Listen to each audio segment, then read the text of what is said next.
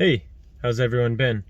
I figured maybe it's time for an update video. This one's going to be kind of all over the place. I'm going to show you guys what I've been up to the last 2 months on the time that I have had available, which isn't a lot, but have had a few days here and there to do some fishing and some exploring. So I'm going to go through that with you, and we're going to also do kind of like a cooking video as well. I'm right in front of, here I'll switch the I'm right in front of a Fisherman Select truck, and they have live Dungeness crab there.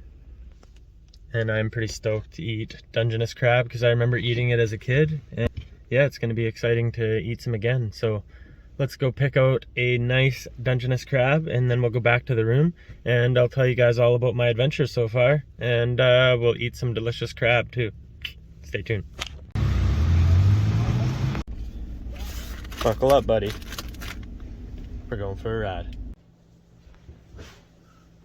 Alright, well, here we are, back at the same hotel room that I last talked to you about 2 months ago now.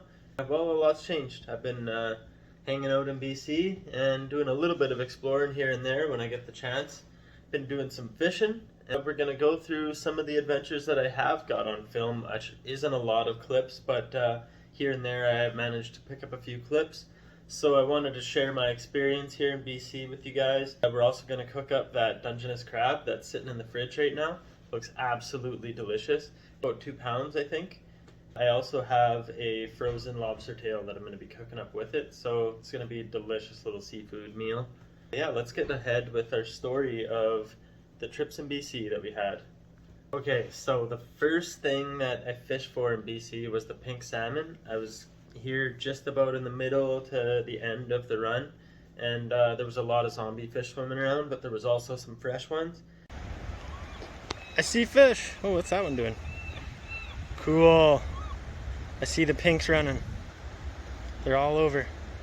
Smells like some dead ones probably too. Neat. Big old dying pink salmons.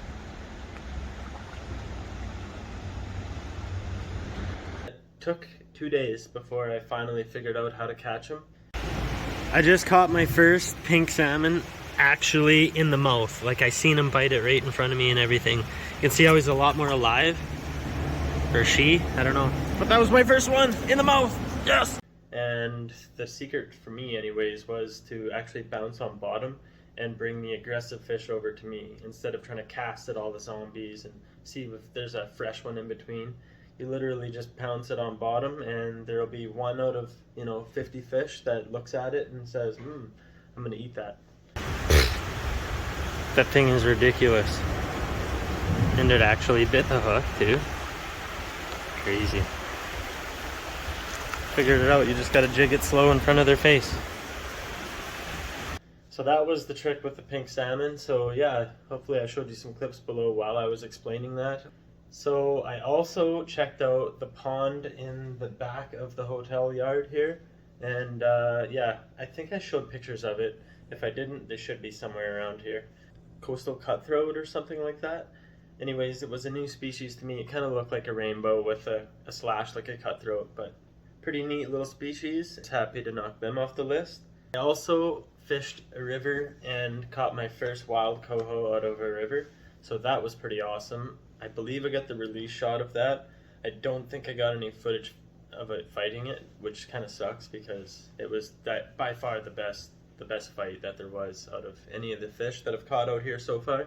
Fortunately, it was a wild coho, not a hatchery, so I had to let it go. I really wanted to eat it. That's why I bought salmon stamps. And now we're damn near at the end of the run of the coho, so I'm not sure if I'll get a hatchery coho or not, but if not, I'm pretty happy with the wild coho. I did also get to do a fishing trip with my good friend Andrew. It was nice to see somebody from home here in BC, and we went up the Vedder River, and the amount of people was insane. Not my type of fishery, but it was a beautiful place. We also went up the Fraser River trying for sturgeon. Unfortunately, we didn't get any. We did get these 2 pink salmon, so it was a great day hanging out with my friend Andrew. I also got to go out on the boat on the ocean, pull crab traps. Unfortunately, there was no crabs. Did a little bit of sightseeing as well. So is this one the chief? This mountain? Yeah. That's a beauty mountain. It seems like no matter where you go, there's always some beautiful trails, beautiful rivers, and rainforests around. Awesome place. I also bought a bike and been doing a little bit of exploring on that as well. So lots of adventures when I get the chance, and there's just so much to see. I guess one of the last things that I can talk about was a trip that I did, a hiking trip, and I did bring my fishing rod along, my fly rod, and it was called the Four Lakes Trail, and we had to walk around Stump Lake, and then I think it was Fawn Lake, and then I think it was Edith Lake, and then back around to Alice Lake.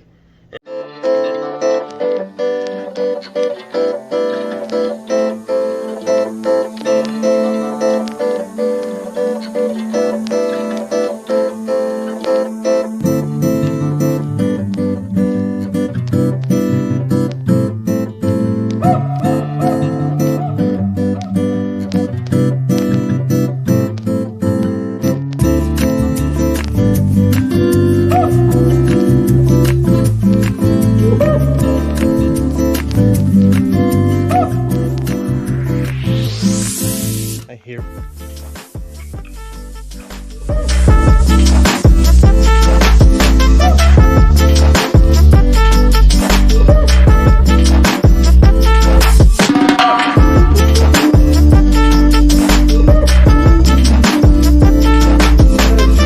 Getting down to the lower elevation now. I bet Alice Lake's just around the corner.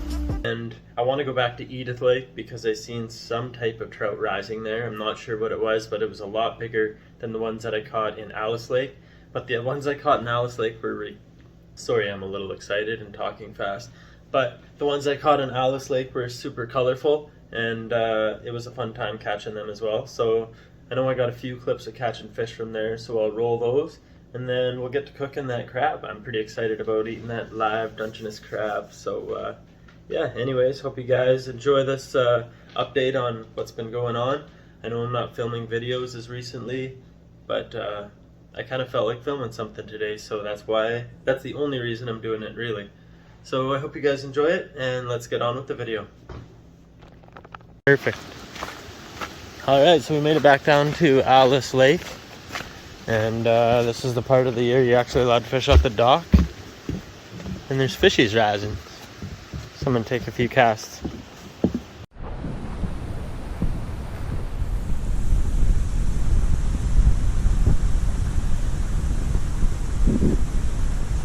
Oh, really now? That's the one I want to go for. It looks extra hungry.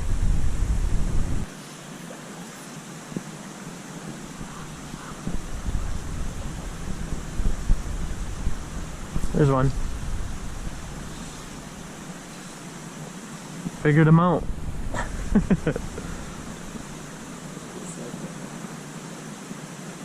What's this?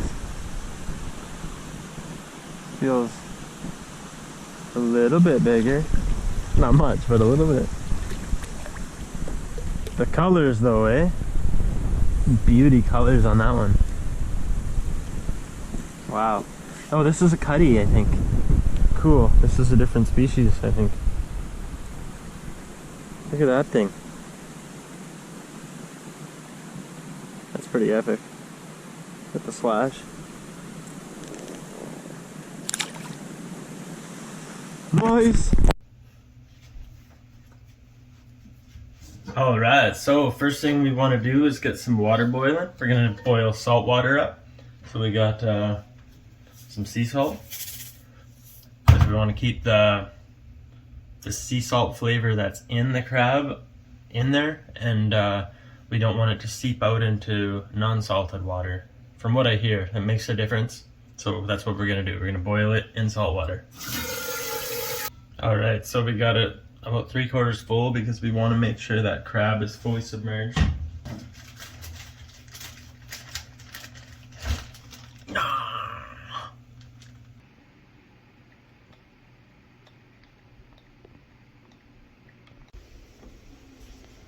So we're just putting in the salt here, just a healthy amount. Not measuring it, but we want it salty and briny. That is the key to success from what I hear. Come on out, buddy. Guess we get the bands off you now too. Oh, he's gonna get me. He's gonna get me. It's funny how he just wants constantly tries to stab me. I got scissors. What am I doing? You're free! Psych! Oh ho! Okay. So here is the delicious crab. And we got our water, salt water, just about ready. It's almost boiling rapidly, which is, I kind of think we want it to be boiling well before we put it in. And then we'll set the timer for about 15 minutes and it should be ready. Rest in peace, Mr. Crab.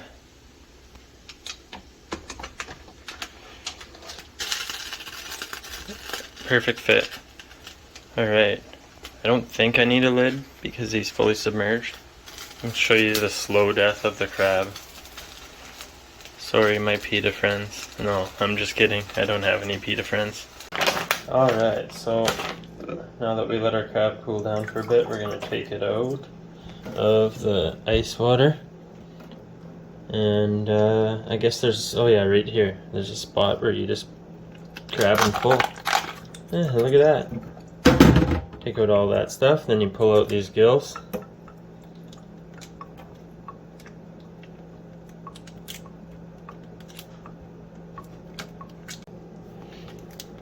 Alright, now I think I gotta break these mouthpieces off.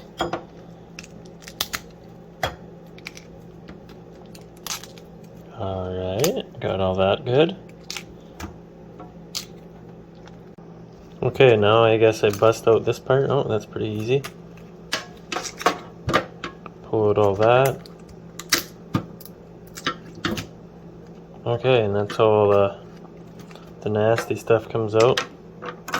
Then we can break it in half.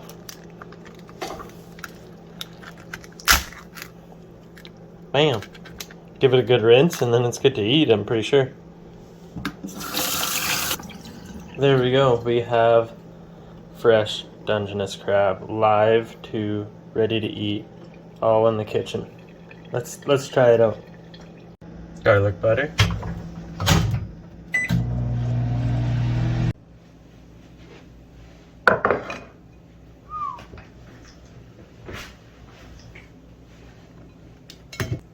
I don't exactly know what I'm doing at this part, but I'm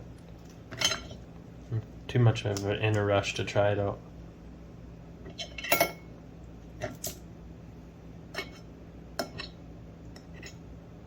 Oh, here we go. Into the garlic butter.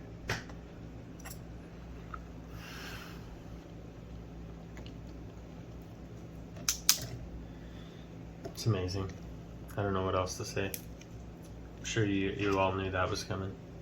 If you made it this far in this video, it's probably because you like it as well. That is top-notch stuff. I'm gonna mow this down. You guys probably don't want to watch that, but I'll get back to you right after I'm done eating all this. Oh, top-notch. Alright, well, good morning. It is the next day. I just went to sleep after I ate that crab pretty much. So I didn't get to really film an outro or finish this video. So this video has gone literally 2 months. This is 2 months of filming for this one kind of update video. But I really wanted to tell you guys how things have been going. I hope you enjoyed this update video, and I don't know, I'll see when I feel like doing the next video. I'm not going to make any guarantees, but I'm sure I'll get the ambition at some point to make another video, so we'll see you on the next one. Peace.